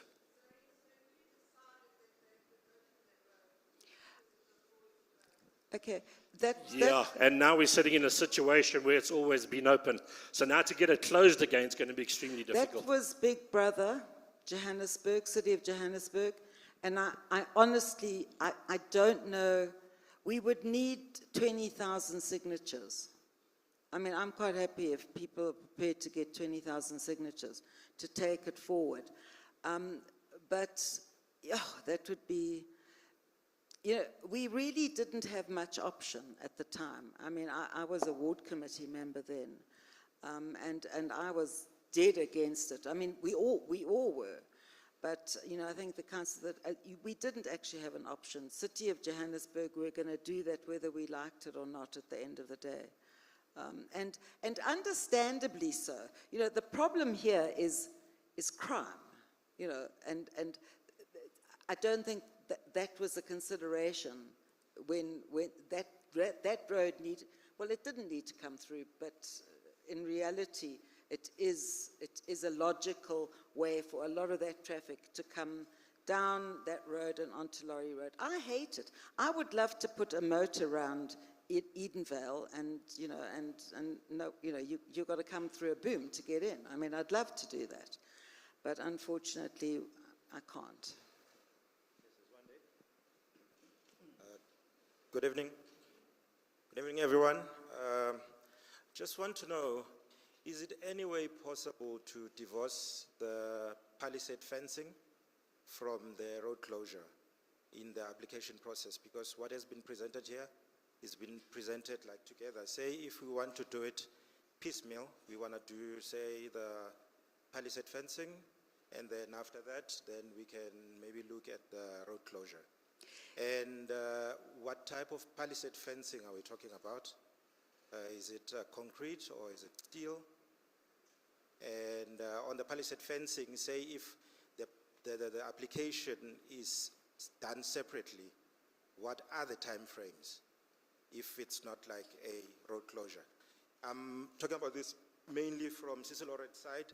Say if we want to secure the veld and the other areas where there's accesses from, say, people coming from everywhere, from the R25 or from Karen.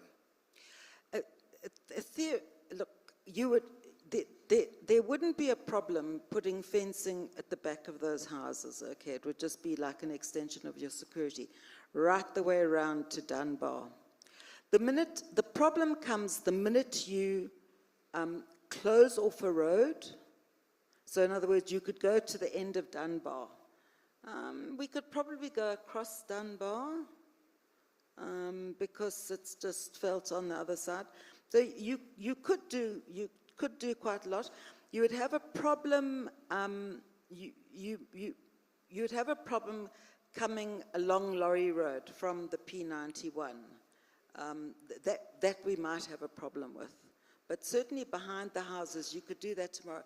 You need good quality palisade steel. Concrete is too easy to break. It's much easier to break. We saw it with the displaced people who are living in the velds next to Horwood's Farm and the sports grounds.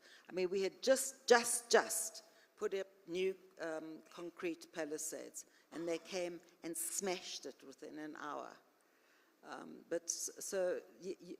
but there, you know, you would need to start, okay, even there, you could say, okay, however many of you are going to get together to pay for that palisade.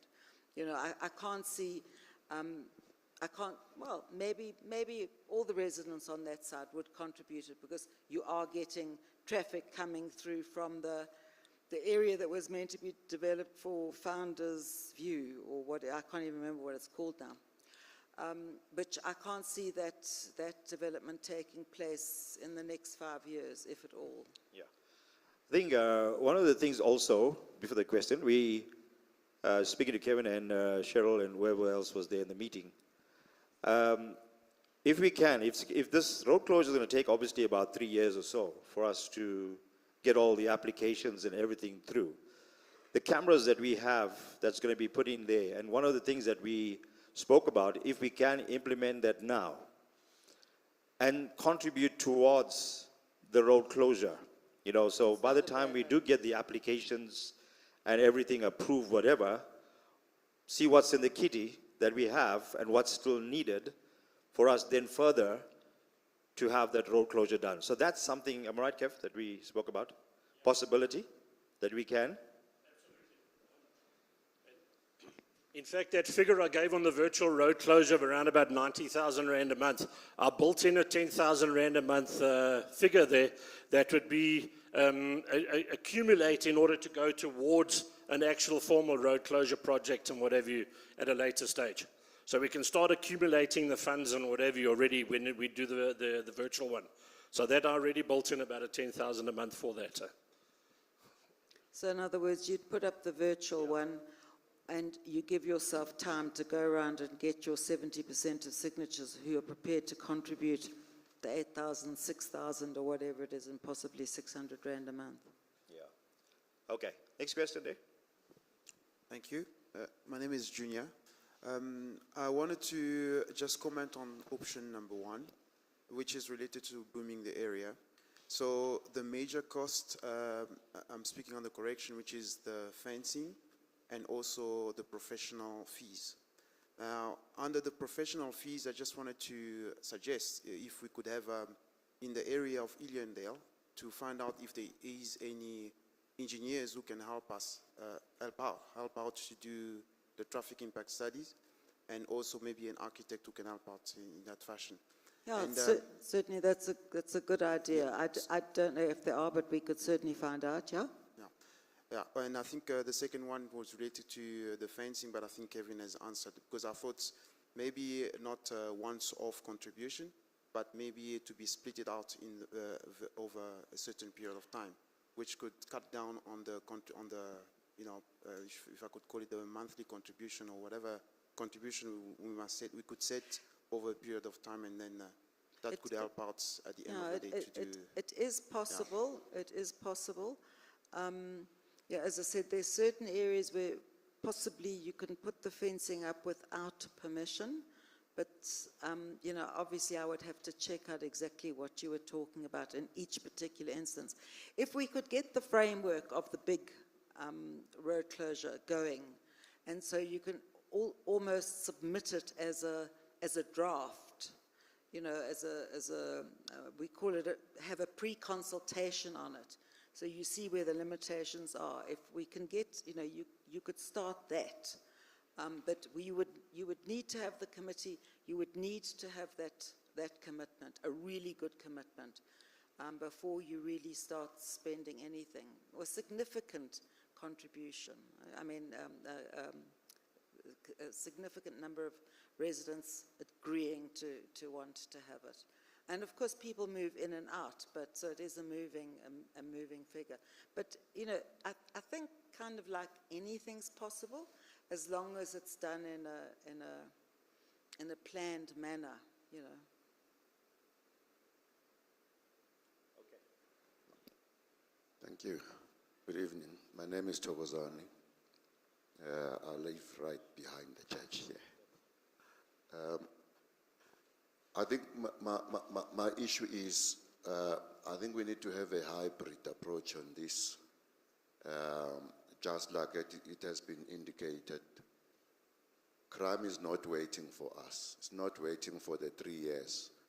So I think we need to handle these two options parallel and start with the virtual one and build towards the physical road closure. I think that point needs to be emphasized, and I think we need to agree on that. But firstly, my question is, if you having these cameras and they can recognize registration numbers of cars, can they go further and do a face recognition in a way of people moving around rather than having physical people chasing people? We know that this person, the cameras have read him, and he does not belong here, and we can talk to him or her. That's one. Secondly, I know that this issue may be sensitive, and it has been presented by Mamba, and there are many other security companies here. I think the elephant in the room is that we need to find ways of involving every role player in terms of security in the area.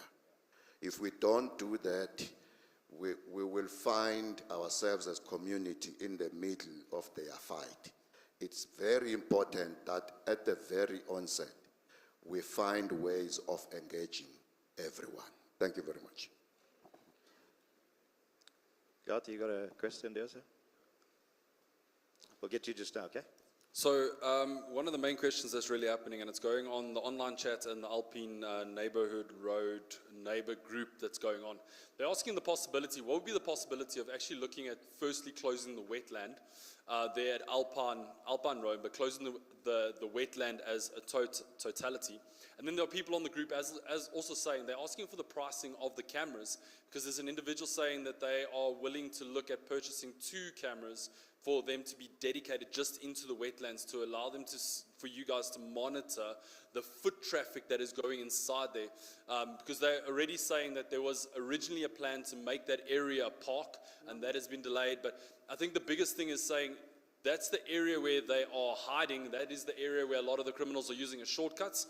Would that be a possibility of looking at it as an immediate solution and closing the wetlands, and what that pricing would be, number one? Number two, the cost of the cameras, and they would be willing to contribute to that so that there could be foot traffic being monitored into the wetlands. Okay, I think when you look at the big road closure and whatever, the wetland around the Alpine Road and whatever, that would fall within the entire road closure. If you're looking there, I don't know, I mean, you would probably need permission from council of that to fence off a wetland. If you look at the Palliser Park in Palliser Road, obviously, yeah, just to fence off that section there. The residents can't just fence it off and put a gate and whatever you there. You denying access to public space. So to fence off the wetland and whatever, I have no idea what the process would be. Heather would probably be able to tell you, but yes, it's possibly a possibility. But there would need to be gates. There would need to be certain times that those gates were opened, and then if they were going to, or if the council allowed for them to be closed at night. But it would also be a bit of a process, and then the cost of it, you know, and who's actually going to contribute to the cost. You start getting into the nitty-gritty now that, for example, anybody staying on this side of Lorry Road, are they going to be willing to contribute to the cost of palisade fence to fence off the wetland? Who knows? Yeah. You know, the cameras and that would be picking up people and movement. The ones that we're about to sort of put in the field and test and whatever, you range from probably around about 5,500 that are fully solar driven, either with Wi-Fi or with 4 or 5G, between 5,500 and 9,000 Rand or so. And those can run fully off solar and what there, so Eskom doesn't interfere with its effectiveness. And just to touch on that question about implementing it in phases, I would then suggest we do the application for the entire road closure. Effectively, we split into 3 different areas. But then if everybody's contributing to that kitty to pay for the road closure, how do you decide who's going to be first? Whoever's contributing the most. And that's when, well, you know, if you look at the size of it, if you go by geographical size, then you say, well, obviously, the section, say, the Hubert Matthews kind of section, maybe they've got the most houses and whatever, they're going to be contributing more, so do we then close that off, first? And then the questions come into it, say, well, I happen to live in that area, is that why it's closing first? Pastor Grant happens to live in that area, is that why it's closing off first? And the person that's paid their money, they paid their $8,000, but they end up in, say, this bottom section and that of the western side. Are they prepared to wait a year or a year and a half to have their gates and that gone up when they've already paid their money? It starts getting a little bit, and it can get quite nasty, and understandably so. Everybody's paid their money, they want to see their section go up first. So I would suggest that one application and one installation if you're going to go the formal road closure route. Just looking at the wetland, it would be a waste of fencing if you're going to go the full road closure route, because that fencing wouldn't be necessary if there is the road closure. Yeah. It would, I honestly can't see the city agreeing to that easily, but if I'm quite happy to take it forward, that we want to fence the wetland for security reasons, but as I said, it would be, look, you could then uplift that fencing and use it elsewhere, so it would be a total waste of money. So I can look at the possibility of whether we would be allowed to. Okay. Just touching on the facial recognition, sorry, sir. Yes, the technology is there, but it comes at a price. You're looking at cameras, and I was looking at it as one solution, and that there for the copy and that in Primrose. The one solution that the one company put forward, and that was 160,000 Rand camera. The LPR cameras and whatever that we use, those cameras probably go for around about 10, 11,000 Rand. So yes, the technology of facial recognition, it's there, but it comes at a price. See, also picking up movements, if you talk about the wetland scenario, that you can do that kind of thing with a 5,500 Rand camera. Fully solar driven with 4G. But when you look at facial recognition, it becomes a whole different ball game. Just also, we have applied, I have put in the IDP for mast lights in the wetlands. Now, it's not really a nice thing to have because, you want to have your nightlife, not that nightlife, but the animal nightlife. Okay, the four-legged animal nightlife, in it, but that would also help from a safety point of view. And they're not that expensive to put in. The problem is getting the power lines to them. That's where the expense and the problem comes about. But Lisa, if you remind me, I must just follow up on that. Good afternoon, everybody. My name is Ritesh Rajkumar. I'm from Jacaranda, up the road. I have 3 properties in the area, one in Karen, one in Cecil Lorette, and obviously Jacaranda Academy. Firstly, I want to make 3 comments. My first comment is, Kevin, I'm with you guys, Mamba. You'll do an excellent job. Well done on that. I'm very happy with your service. But my first question to you, sir, is how many members do you have already in the area? And based on that, why don't you already have a dedicated car in our area? Since there is, I think, a lot of customers that do use your service. So this extra dangle of a carrot of telling me that there will be a dedicated car in the area, I've heard before, sir, sorry. But I do appreciate the service you currently deliver to me as a person. My second question is to Heather. Good afternoon, Heather. A couple of years ago, we had a meeting at the church, at God's church, and developers came over and they presented this lovely plan. This plan would have security, traffic considerations, and the plan was that the bridge will be closed off, there'll be a boom gate or some sort of security that will go. No, never. You can refresh us on what was said, but since then, which is 3 years ago now, nothing has happened. The development has come to a complete standstill. Crime in that area, in that Cecil Lorette, has rocketed.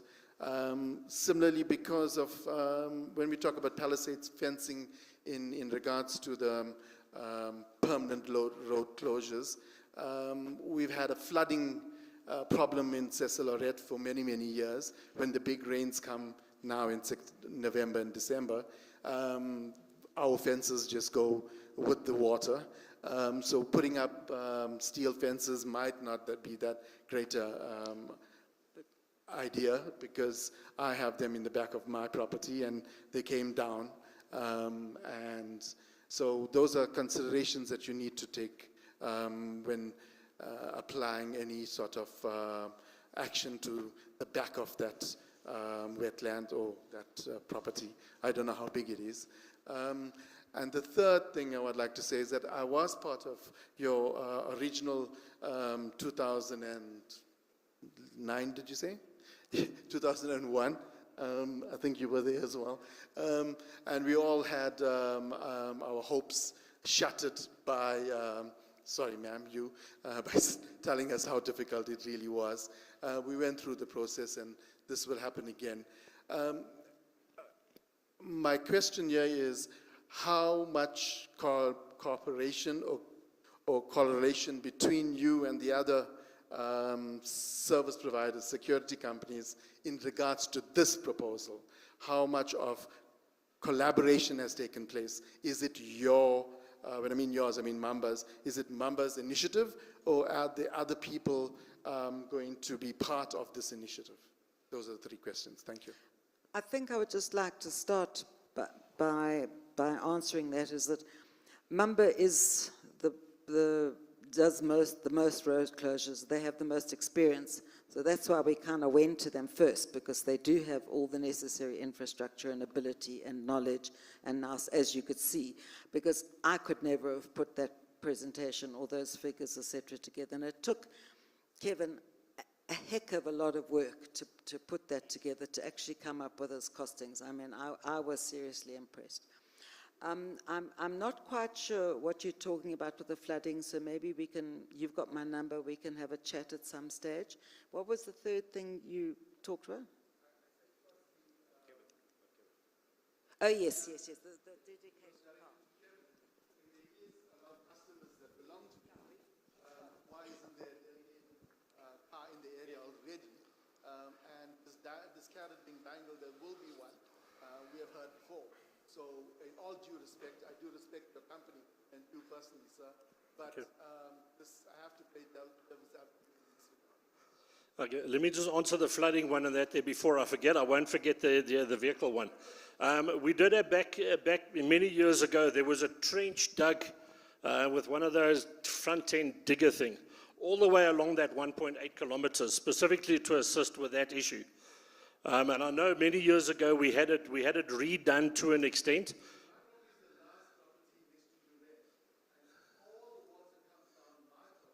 Yep.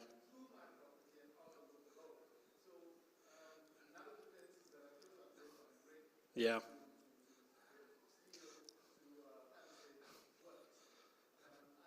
I hear you, yeah.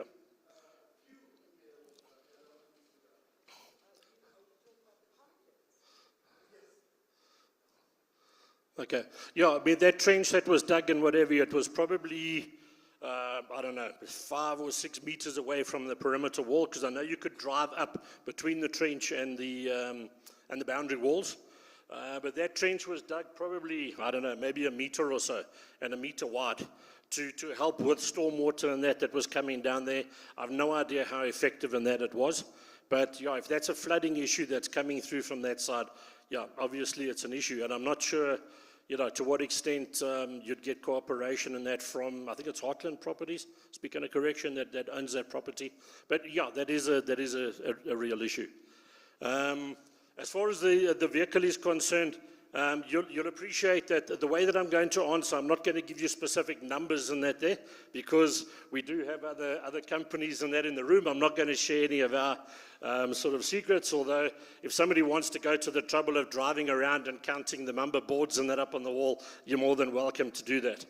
The vehicle, we allocate vehicles to certain areas, and there's a certain number of clients that the industry works on, where you have a look at, you know, X number of clients per vehicle as a rule of thumb, and how a vehicle can effectively service X number of clients.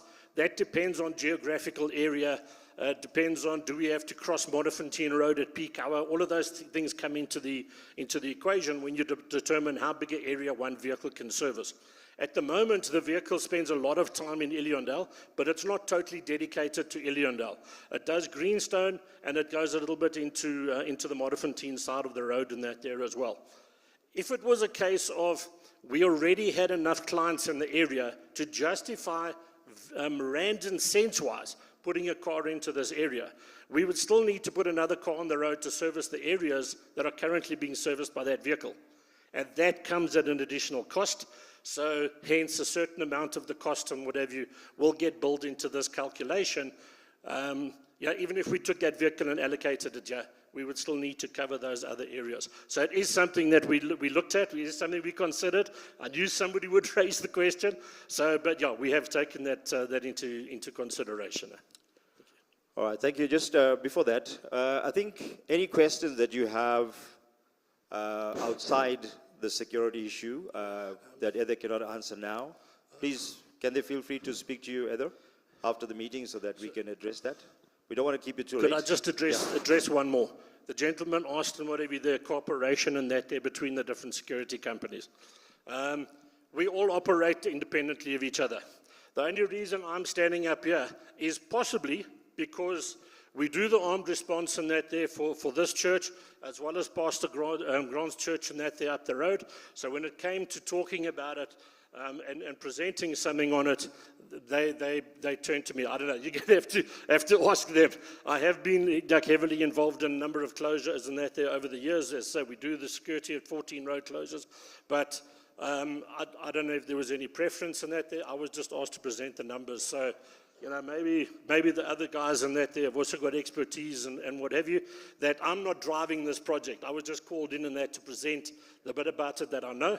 So it's up to the pastors and that there to find that sort of common ground and whatever, if you like. Okay. Okay, good evening.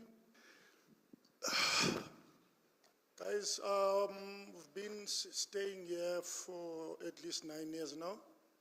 And I think this will be the third one of these initiatives that's going to fail in my hands or watching. And the reason that I'm seeing a third failure since I've been here is that for the period of this meeting, I haven't heard of any structure that would have convinced me that this is not another one that's going to fail. And the reason I'm saying that is that in my mind, I'm thinking that through maybe the lady, because having listened to her experience and the number of people that I think she's tried this, sounds like since 2001, maybe she has experienced 4, 5, 7 times of the same concept failing. So in my mind, what I'm thinking is, why don't we mobilize streets where there will be committees and committee members, because judging from the number of people that are here, we may be less than 15% of the area. So we will walk out of here excited, but where is that excitement going to end? Just like pepper fire, and then 2-3 months down the line, again back to where we are, or where we were. And again, like I say, on my side, it will be the third one. So I'm thinking that if we set up a certain structure like streets, then we walk out here going to mobilize people in our streets. And then those numbers that we're talking about, of 50%, 70 or 100% can only be achieved through something of that nature that will be feeding to a certain structure or committee that eventually will be putting the whole thing together. Okay. So that is my contribution. Okay. Can we have that as a last question? It's already 20 to 9. There's one more there. Okay. We'll take one more question and then we're going to have to make a conclusion tonight of the way forward, all right? So I want to keep you here too late. So let me get Heather to answer that question. it's going to be up to the residents to make this not a failure, but a success. And I'm glad you put your hand up to start forming road committees, because it's going to take people, it's people in the community to actually, those leaders in the community, those people who really want this, to put their hands up and say, I'm willing to drive it. And honestly, if there is the will, there is the way. And if it might take 18 months to get all the signatures, but it's worth doing that in the long run. All right, is the next question there? Yes, yeah. My name is Keegan. So just my question that I would possibly be posing is that could we, due to the nature of Lorry Road and Aitken, I just wanted to possibly find out, would there be a possibility to have a look at these three sectors individually in a way of setting up perhaps the guardhouses on the bridge and towards the circle on that side, obviously for the right or for the eastern side of Illiondale, and have necessarily the fencing come as a secondary implementation, so having the guardhouses with perhaps a patrol vehicle that patrols within that specific region at specific times, or is this not something that can happen? I think a guardhouse on that, unless you're going to actually close off the road with booms, what would the purpose of the guardhouse be? To pay for a guard to be at the guardhouse, where cars are just driving through and whatever, he's not actually doing any form of access control, is just in my mind, and that they're just a needless expense. I mean, if you look at the sort of the option 2, the virtual road closure, that's your your patrolling vehicle, the 24-hour day patrolling vehicle. But the guardhouse and whatever, you see, you can't close off the road or even regulate access. You're not within any road closure. You're not preventing access. You're monitoring and regulating traffic, and maybe recording traffic. You're not preventing traffic. But you're not allowed to put up a guardhouse and booms across the road and stop cars and write down their registrations and that until you have the approval from council. So that would be a no-no. Somebody would come out, you'd put it up, somebody would complain in that in day one that whoever the service provider is, is stopping cars and asking where we're going, you're writing our details down. That gets reported to council. Council comes down. They either take that infrastructure out straight away and send you the bill for it, or they'll give you 7 days and that there to cease what you're doing. So either way, it'll get shut down very quickly. We had a small road closure. I can't remember what the very last road is. And when you go Hubert Matthew, the very last short little road, they had a nasty armed robbery in that there quite a few years ago. And I think, I speak under correction, I think one of the residents in that said, enough's enough. He's protecting his family, and he put up a gate on the one side, or sliding gates on the one side, and closed off the others, or maybe just closed off the one side. Somebody complained about it. Council came down there with their angle grinders, cut it out, took the fencing and whatever away, and sent them a bill. So, you can't, unfortunately, have any interference with traffic or the flow of traffic until you've gone through that whole application process. Okay. All right. We'll take one more question, but just before we... Let that be the last question, yeah. So, all right, and then we can conclude. Good evening, it's Andre. I'm coming back to why we are called here. Because of the road closure between Karen and Greenstone. If you close the road between Karen and Greenstone, we looked at the financial impact that closure will have. We've had a discussion with 3 banks. Our value of our properties went up, say, from 1.5 million to 1.7, 1.8 million because of the link between Greenstone and Illiondale. If you close that down, completely close the road, our properties will devalue. So if my property, if I agree and my property devalued by 400,000 rand, everybody in that area that okay the closure, they accept that their properties can be devalued. And that's a problem. How can the community, I hear what they say, where the problem areas is, but why start with the Greenstone entrance?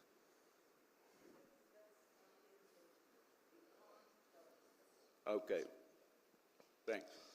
Now, generally speaking, as soon as you put up a road closure and that, everybody's property values go up. You know, sometimes it's 10%, sometimes it's 30%, you know, it's sometimes difficult to debate it. I'm not an estate agent, but I think if you're selling a house, then your property probably went up 10% because of a closure. And if you're buying, your property went up by 30%. So it's somewhere between 10 and 30% that the property would increase in value as soon as you've got a road closure in place. Okay, thanks, Heather. Thank you, Kevin. All right, just to, sorry, fine, you can exit. All right, just to just bring a bit of clarity. When we seen, in fact, we had SAPs here. They do a monthly operation, a sting operation, and what they normally do is they come in and they've had it in our church for a few times, where they gather together, you know, just have a meeting in the morning, go out, and then come back and get a feedback and whatever. So in those meetings, the concern for Illiondale was brought up.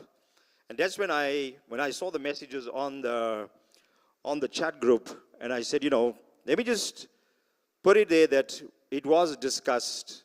Let's get the community together so that we are able to see where we can go and how we can overcome that. And hence we got Heather Hart involved, got Cheryl, CPF, Kevin. Obviously, the reason why we got Kevin is, like they were saying, you know, they've got about 16 road closures, which they have done. So they were quite experienced in road closures, and we thought, okay, fine. And they were also instrumental when I had a chat to him and Jonathan as well, that they were also part of the previous negotiation or the previous, road closure meeting that they had. So they were quite fully versed with what the past and all the things that they have done in the past.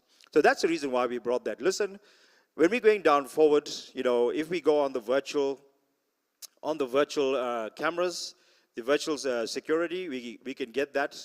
But moving towards a road closure, if there's any other companies that would like to do a proposal or do, you know, just to put a proposal through, if you feel that you want to do that, I think we can maybe open that out to see if that can be done. But the only reason why is just to get the ball rolling so that we can show you exactly what the procedures are for road closure, time frames, and the cost, okay, and the cost of it.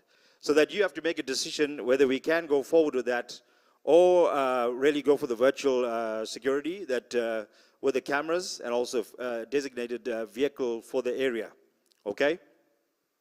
So that's the reason why we brought that out, just to show you what the challenges are, what the challenges they faced, even with the previous negotiations as well. Like Kevin said, you know, out of 600 homes, only 11 people that came attended, and 6 of them were part of the committee. Okay, so you see the challenges that they have, and that's why I brought them here, so that they can present to you the situation that they were faced with, so that you can make a decision of what we need to do going forward. Okay, so I don't know, should we take a decision now, a close, you know, to bring it to a close? We don't want to have a meeting now, like the gentleman says, you know, go back and 3 years later we're still having another meeting, trying to figure out, you know, how we can get this done. So let's look at, should we go for the second option, that we can start ball rolling with that, okay, and try and get, okay, it's going to be easier for us to work off WhatsApp groups, that where we're going to get, you know, people that are interested. We're going to have stations where, you know, they can come in, sign up, you know, so makes it easier for us, instead of us going out knocking on doors, they can come in. We'll have, you know, designated places where they can come in and register, fill in the forms, so that we know exactly how many people that are going to be on board to do that. Okay, do we take that decision that we go ahead with that? And then plan and prepare, like Kevin says, certain amount of money that's in the kitties that's going to be put forward towards a road closure. And we're not going to disregard that. But years out, because of the time frame and the longer period that it's taking to do that, we need action. We need something to happen now, immediately. And then I think that will be the way going forward now. And we will have meetings. And then also, we are just there, myself, Pastor Garth, we're just here to initiate this. We're not the chiefs, okay? We are not the chiefs, all right? We're going to put a committee together, and if you want to be part of that, just a few, okay, that wants to be part of a committee where we can sit down and we can discuss this and make some decisions, please feel free to come and speak to us, and then we can put some guys together, not guys, only ladies as well, you are welcome, that we can put a team together so that we can work on this going forward. Is that fine? I've got news for you. Even if there's a committee, you're going to be the chiefs of it. Unfortunately, quite a few people have already left. But before, can I just see with a quick show of hands, who would be in favor of going straight into continuous investigation and that for the full road closure and everything that goes along with that? Is anybody that would be in favor of going straight for the full road closure up front? Any hands?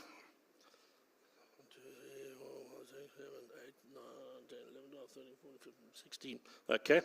And then for the virtual road closure, so we have all the LPR cameras, a dedicated vehicle, and then that could give a bit of a breather and that there to raise more money and that there to go for the full one. So we start off with the virtual.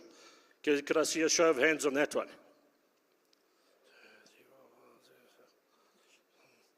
Yeah, you want both.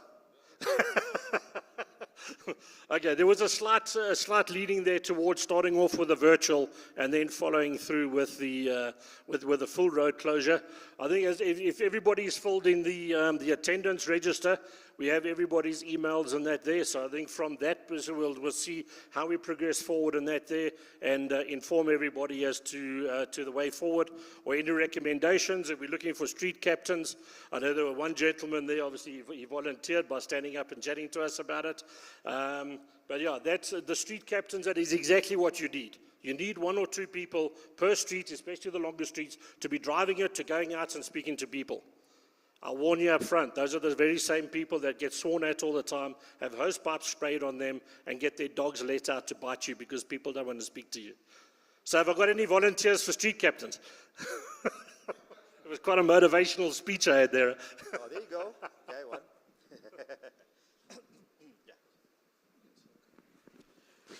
Okay, so let's agree that with the virtual, we'll kick off with that, okay?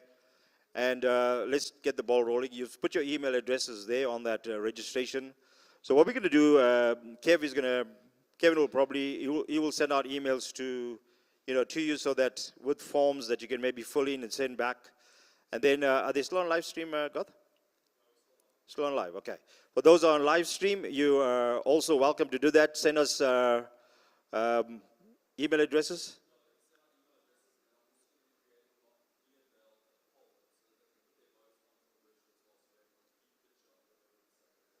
Okay, so Pastor Garth's going to create an email poll where you are able to, is that a voting?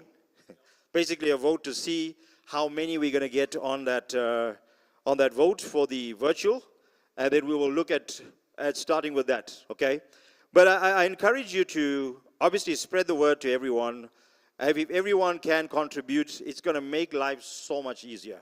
I mean, already we have 2 of them, one lady that's going to contribute 2 cameras if we go ahead with the process.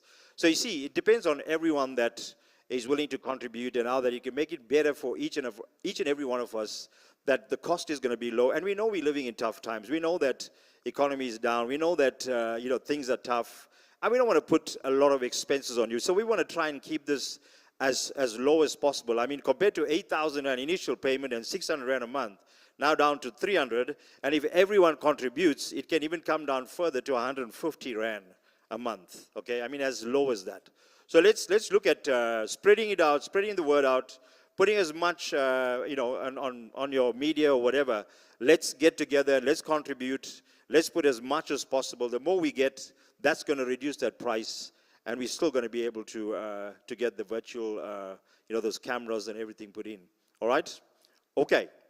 Guys, thank you so much for being here. Let's get God, don't run away. You need to pray for us before you go. Release your blessing upon everyone, and okay?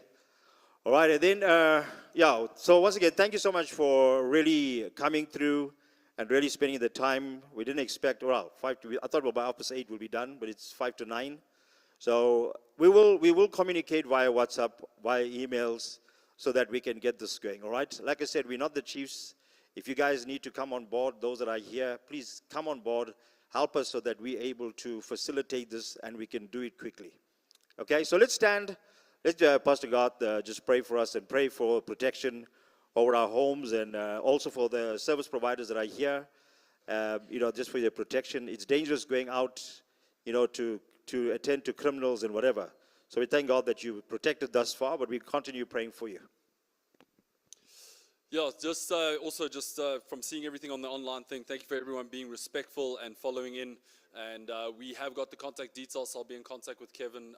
One camera's already been sponsored, so I will be in contact with you about those details. But before we say goodbye to everyone, let's just bow our heads and let's just close and pray together. Lord Jesus, I thank you for the opportunity that we as like-minded individuals who have a heart for our community can come together and say, Lord Jesus, we just want to protect our families. We want to protect our community, and that the area that we find ourselves in, we have a heart for Illiondale. And today we are aware of the crime and the increase of it in our area. But I thank you, Lord Jesus, that you have not given us a spirit of fear. And I thank you that this evening I can declare over every person that is here, everybody that is watching online, Lord Jesus, I thank you that you can give us the encouragement and the support, and just cover us in your love, and know that we are protected by you. And we know that as community leaders, myself and Ziggy, being in this area, we know, Lord Jesus, that our help comes from you primarily. And thank you, Lord Jesus, that there's many people here in this room and many people in our community that are gifted and that you can use to keep our facilities safe. I pray, Lord Jesus, as we go on our separate ways and as we go and dream about this and we keep trusting with you and with our community for this change and this protection. Thank you, Lord Jesus, that you're a provider. I pray for safe traveling mercies as we go along our way. Thank you for the rain that is falling.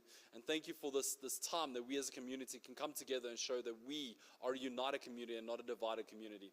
I pray this all in your wonderful, most precious name. And all God's people said, amen. Have a blessed time. Drive safely. Go home. Yeah, and then as you go out the doors, please be careful. There are tiles. Please don't slip and fall like I almost did coming in moments earlier. So enjoy the rest of your evening. God bless you.